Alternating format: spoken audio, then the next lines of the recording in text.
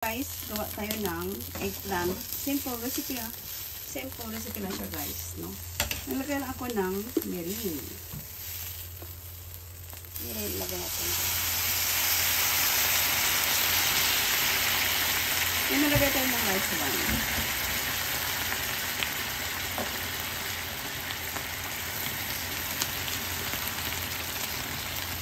Yan ang last ko dyan. Gusto ko kasi refreshing ang sauce niya. Gamit na ako ng adjuvants. Takpan na natin. Adjuvants ang gusto kong yan. Dyan, ilagay. Kasi masarap. Pag summer ang adjuvants. So, balik natin kasi soft na siya. Dali siya maluto kasi ano ito kasi yung talong yung eggplant, ano siya, malaki.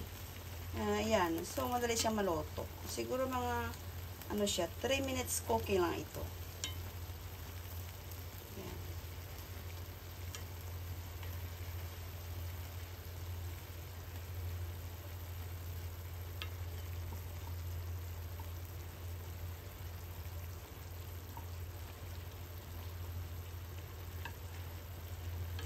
Sarap yung talong sa Japan, guys. Sinan niya.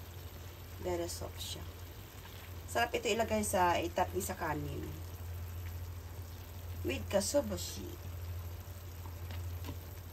Takpan ulit natin hanggang maluto siya.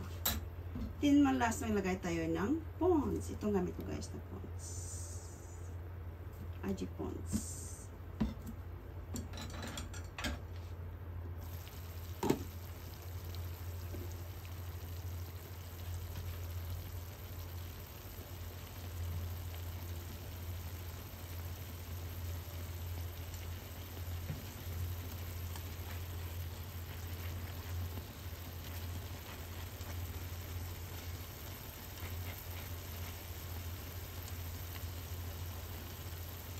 Yan, then malagay tayo ng pons.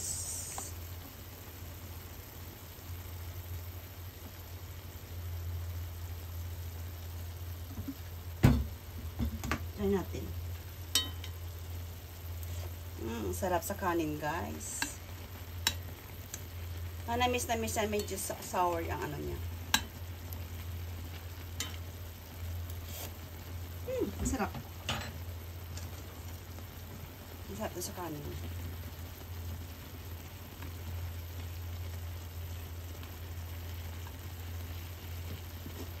Luto na yan, guys.